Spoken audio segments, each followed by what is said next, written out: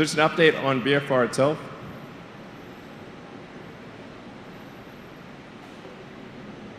So the design, the production design of BFR is different in some important ways from what I presented about a year ago.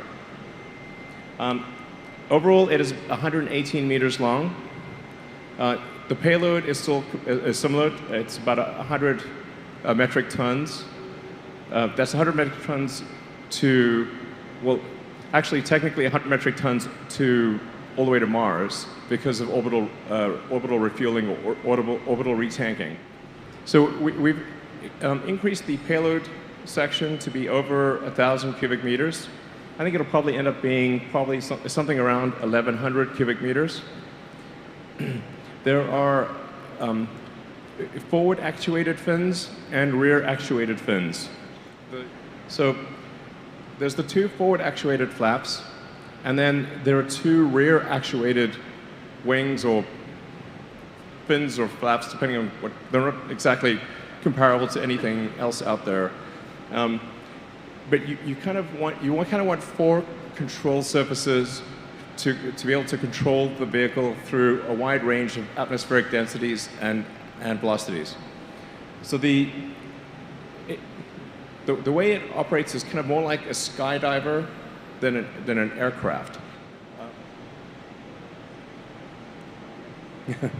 So you can see it's basically coming in, if this is the Earth, if this stage is the Earth, it's coming in like that.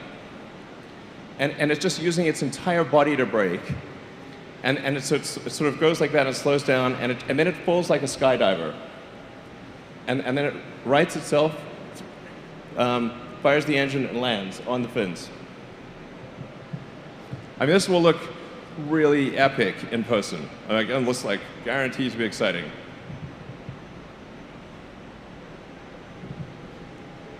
And you can see it sort of falling body first for quite a while.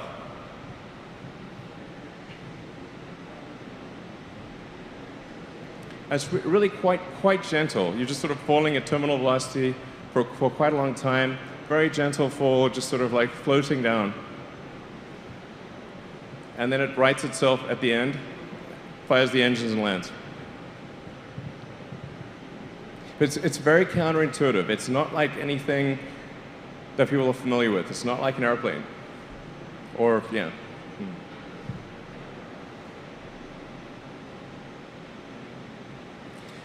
And then obviously, if you're landing on the moon, you don't need any aerodynamic surfaces at all because there's no air. You just need thrusters.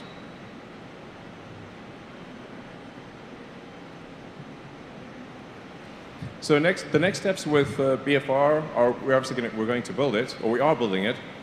This is a picture of the main cylinder section of BFR. So BFR is 9 meters in diameter.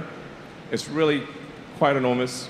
You can get a sense of scale. Like that's to scale. So that gives you a sense of the size of the vehicle. Quite enormous. But we're already building it. So we've built the first cylinder section. So that's the first actual cylinder section of the BFR prototype. And we'll be building the domes and the engine section soon. And then this is the Raptor engine.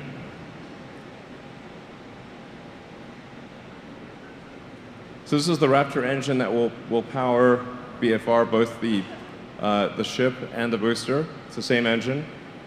And this is approximately a 200-ton thrust engine that's aiming for roughly 300 bar or 300 atmosphere chamber pressure. And depending upon, if you have it at a high expansion ratio, has the potential to have a specific impulse above 380.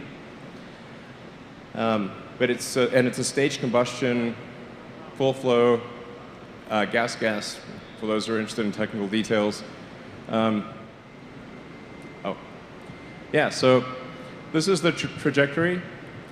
So we'll, take off, have booster separation, go into parking orbits, do a translunar injection, fly around the moon, and then come back and land.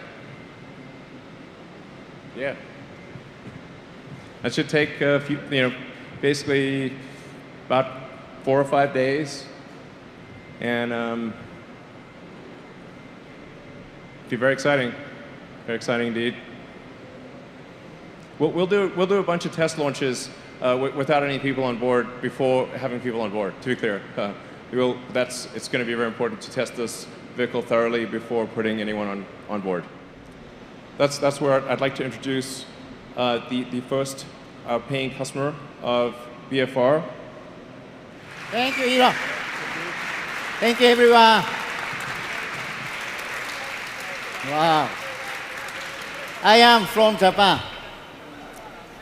My name is Yusaku Maezawa. You can call me MZ, please. Thank you, thank you, thank you.